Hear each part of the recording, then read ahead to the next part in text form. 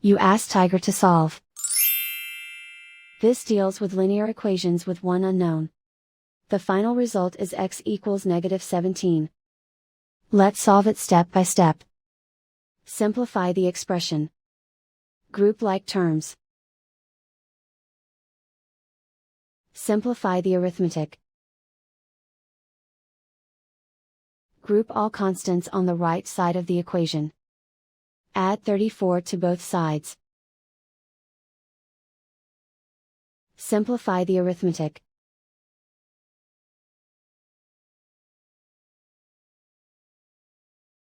Isolate the x. Divide both sides by -2. Cancel out the negatives. Simplify the fraction. Move the negative sign from the denominator to the numerator. Find the greatest common factor of the numerator and denominator.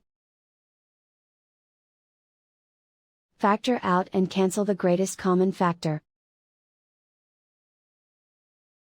And so the final result is x equals -17.